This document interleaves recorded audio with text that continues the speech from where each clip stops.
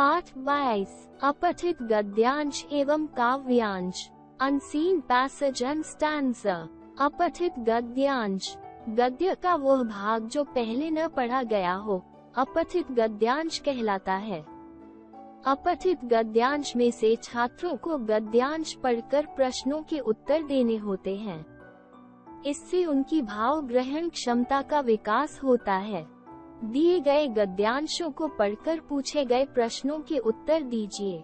गद्यांश 1, जन गण मन की रचना रवींद्रनाथ टैगोर द्वारा की गई थी। ये भारत का राष्ट्रगान है। इसकी मूल रचना बंगाली भाषा में की गई है।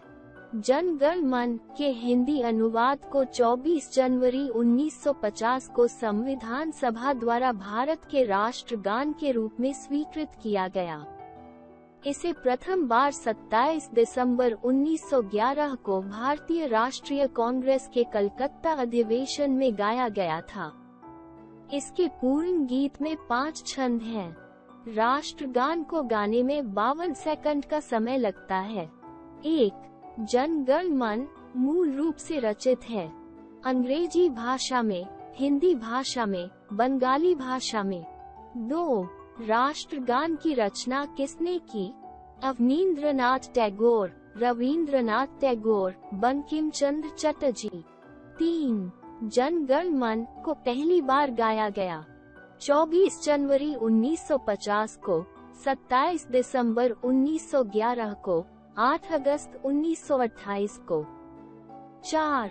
संविधान सभा द्वारा राष्ट्रगान के रूप में स्वीकृत है। जन गण मन, वंदे मातरम, विजयी विश्व। 5. ये भारत का राष्ट्रगान है। में ये है पुरुषवाचक सर्वनाम, सार्वनामिक विशेषण, निश्चयवाचक सर्वनाम। 6. राष्ट्रगान के गायन में लगने वाला समय है 2 मिनट 52 मिनट 52 सेकंड। गद्यांश 2, पर उपदेश कुशल बहुतेरे वाक्यांश का आशय यही है कि व्यक्ति को उपदेश देने में तनिक भी परिश्रम नहीं करना पड़ता। व्यक्ति को उपदेश देने से पहले ये सोच लेना चाहिए कि जो उपदेश वह दूसरों को दे रहा है, क्या उस पर वह स्वयं भी आचरण करता है? यदि नहीं तो उसको उपदेश देने का कोई अधिकार नहीं। व्यक्ति की कथनी और करनी में अंतर नहीं होना चाहिए तथा उसके व्यवहार एवं नैतिक मूल्यों में कोई अंतर नहीं होना चाहिए। व्यक्ति की अहम भावना उसे अपने भीतर झांकने नहीं देती, वरन दूसरों के दोष निकालने व उन्हें उपदेश देने की प्रवृत्ति को बढ़ावा देती है। 1. पर उपदेश कुशल बहुतेरे है मुहावरा, लोकोक्ति, पहेली। 2. सबसे सरल है दूसरों को उपदेश देना, उपदेशों का पालन करना, अपने उपदेशों को स्वयं पर लागू करना। 3. उपदेश देने वाले व्यक्ति को उपदेश का स्वयं पालन करना चाहिए, पालन नहीं करना चाहिए, लेखन करना चाहिए। 4. व्यक्ति की कथनी व करनी में अंतर नहीं होना चाहिए। वाक्य है विधानवाचक, निषेधवाचक, प्रश्नवाचक। 5. उपदेश देने में तनिक भी परिश्रम नहीं करना पड़ता। में निपात है भी नहीं, तनिक। गद्यांश 3, कहा जाता है कि चैत्र शुक्ल प्रतिपदा को सूर्योदय होने पर ब्रह्मा जी ने सृष्टि की रचना शुरू की थी। इस तिथि को सर्वोत्तम तिथि कहा था, इसलिए इसको सृष्टि का प्रथम दिवस भी कहते हैं। ये तिथि वसंत ऋतु में आती है। इस दिन हिंदू नववर्ष का आरंभ होता है। महान गणितज्ञ भास्कराचार्य ने इसी दिन से सूर्योदय से सूर्यास्त तक दिन, महीने एवं वर्ष की गणना करते हुए पंचांग की रचना की। इसे महाराष्ट्र में गुड़ी पड़वा कहा जाता है। 1. हिंदू नववर्ष का आरंभ होता है वसंत ऋतु से, चैत्र कृष्ण पक्ष से, चैत्र शुक्ल प्रतिपदा से। 2.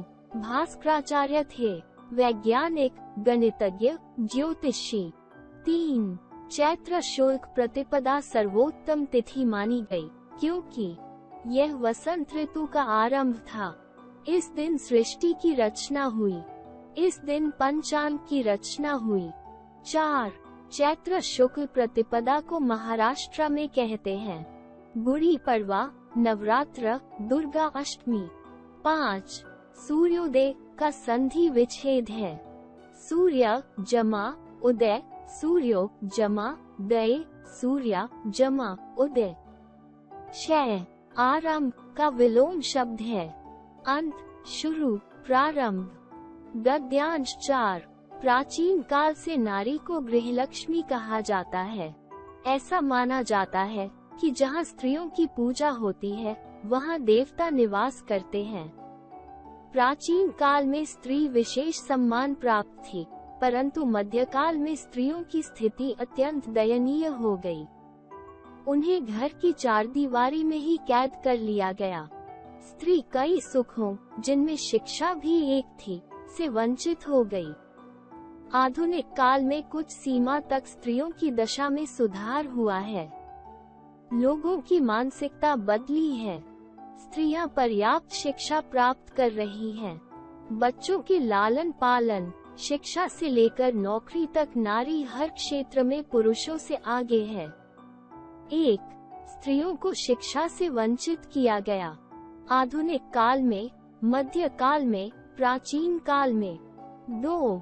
आधुनिक समय में स्त्रियां पुरुषों से सीख रही हैं, आगे बढ़ रही हैं, मुकाबला कर रही हैं।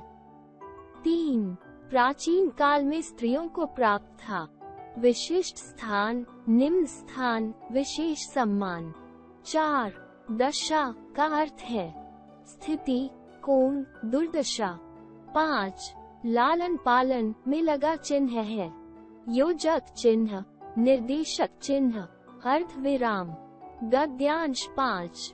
कॉमनवेल्थ खेलों का आयोजन पहली बार 1930 में हैमिल्टन, कनाडा में हुआ। इसमें 11 देशों के 400 खिलाड़ियों ने भाग लिया। इनका आयोजन प्रति 4 वर्ष के अंतराल से किया जाता है। 1942 तथा 1946 में द्वितीय विश्व युद्ध के कारण इनका आयोजन नहीं हुआ था। 1966 से 1974 तक ये ब्रिटिश कॉमनवेल्थ गेम्स कहलाते थे। 1978 के बाद से इन्हें कॉमनवेल्थ गेम्स कहा गया। इन खेलों में तैराकी, भारोत्तोलन, तीरंदाजी, बास्केटबॉल, दौड़, मुक्केबाजी, हॉकी आदि विभिन्न खेल होते हैं। 1. पहली बार कॉमनवेल्थ खेल आयोजित हुए 1930 में, 1940 में, 1950 में। 2. कॉमनवेल्थ खेल आयोजित किए जाते हैं प्रतिवर्ष 2 साल बाद, 4 साल बाद। 3. इन खेलों को कॉमनवेल्थ गेम्स कहा गया 1966 के बाद, 1947 के बाद, 1978 के बाद। 4. इनमें 11 देशों ने भाग लिया। वाक्य में 11 है। संख्यावाचक विशेषण, परिमाणवाचक विशेषण, क्रिया विशेषण। 5. 400 खिलाड़ियों ने भाग लिया। इसमें कारक है कर्ता कारक, कर्म कारक, करण कारक। अपठित काव्यांश, काव्य का वो अंश जो पहले पढ़ा हुआ न हो, अपठित काव्यांश कहलाता है। इसमें किसी कविता की पंक्तियां देकर उन पर आधारित प्रश्न पूछे जाते हैं। इसमें भाव बोध पर विशेष बल दिया जाता है। दिए गए काव्यांशों को पढ़कर पूछे गए प्रश्नों के उत्तर दीजिए। काव्यांश 1. उस काल मारे क्रोध के, तन कांपने उसका लगा, मानो हवा के वेग से सोता हुआ सागर जगा। मुख बाल रवि समलाल होकर ज्वाल सा बोधित हुआ। प्रलयार्थ उनके लिए वहाँ क्या काल ही क्रोधित हुआ। 1. मानो हवा के वेग से में अलंकार है। उत्प्रेक्षा, यमक, उपमा। 2.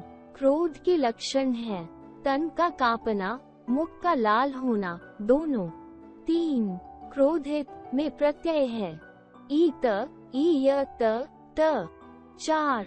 ज्वाला का पर्यायवाची शब्द है अग्नि, गर्म, अनिल। 5. काल शब्द सूचक है। भूतकाल का, समय का, मृत्यु का। क्षय प्रलयार्थ का संधि विच्छेद है। प्रलय जमा अर्थ, प्रलया जमा अर्थ, प्रल जमा यार्थ। काव्यांश 2। मैं तो वही खिलौना लूंगा। मचल गया शिशु राजकुमार, वो बालक पुचकार रहा था पथ में जिसको बारंबार। वो तो मिट्टी का ही होगा, खेलो तुम तो सोने से। दौड़ पड़े सब दास दासियां राजपुत्र के रोने से। मिट्टी का हो या सोने का, इनमें वैसा एक नहीं, खेल रहा था उछल उछल कर वह तो उसी खिलौने से। 1। उपर्युक्त काव्यांश में वर्णन है बाल हट का, दास दासियों का, खिलौनों का। 2। राजकुमार किस प्रकार के खिलौने के लिए जिद कर रहा है? मिट्टी के, सोने के, चांदी के। 3। मैं तो वही खिलौना लूंगा में तो शब्द है संबंध बोधक, समुच्चय बोधक, निपात। 4। मिट्टी में प्रयुक्त व्यंजन है पुनरुक्त, द्वित्व, संयुक्त। 5। उछल उछल कर में लगा विराम चिन्ह है निर्देशक चिन्ह, योजक चिन्ह, अल्पविराम। 6। राजपुत्र में समास है तत्पुरुष, द्विगु, अव्ययी भाव। काव्यांश 3। जो कभी अपने समय को यूं बिताते हैं नहीं, काम करने की जगह बातें बनाते हैं नहीं। आजकल करते हुए जो दिन गंवाते हैं नहीं, यत्न करने से कभी जो जी चुराते हैं नहीं। बात है वह कौन जो होती नहीं उनके किए, वे नमूना आप बन जाते हैं औरों के लिए। 1। उनके लिए कोई काम असंभव नहीं होता जो बलवान है, कर्मशील है, धर्मात्मा है। 2। वे औरों के लिए नमूना कैसे बन जाते हैं? अपने कार्यों से, अपनी बातों से, अपने धन से। 3। वे नमूना आप बन जाते हैं में वे है पुरुषवाचक सर्वनाम, निश्चयवाचक सर्वनाम, सार्वनामिक विशेषण। 4। औरों शब्द का अर्थ है अथवा, दूसरों, एवं। 5। यत्न करने से कभी जो जी चुराते हैं नहीं में काल है भूतकाल, वर्तमान काल, भविष्यत काल। 6। काम करने की जगह हमें क्या नहीं करना चाहिए? आराम, बातें, यत्न। काव्यांश 4। सिंहासन हिल उठे, राजवंशों ने भ्रकुटी तानी थी। बूढ़े भारत में भी आए फिर से नई जवानी थी। गुमी हुई आजादी की कीमत सबने पहचानी थी, दूर फिरंगी को करने की सबने मन में ठानी थी। चमक उठी सन 57 में, वो तलवार पुरानी थी, बुंदेले हरबोलों के मुंह हमने सुनी कहानी थी। खूब लड़ी मर्दानी, वह तो झांसी वाली रानी थी। 1। इस काव्यांश में फिरंगी शब्द आया है अंग्रेजों के लिए, भारतीयों के लिए, मुगलों के लिए। 2। नई जवानी से अभिप्राय है जोश, युवावस्था, नया खून। 3। गुमी हुई आजादी से अभिप्राय है बीते दिन, प्राचीन काल, परतंत्रता। 4। बूढ़े भारत में बूढ़ा है विशेष्य, विशेषण, क्रिया विशेषण। 5। वो तलवार पुरानी थी में वह है सार्वनामिक विशेषण, सर्वनाम, समुच्चय बोधक। 6। झांसी की रानी के लिए मर्दानी शब्द लगाने का कारण है उनकी मर्दानी वेशभूषा, बहादुरी कोई भी नहीं।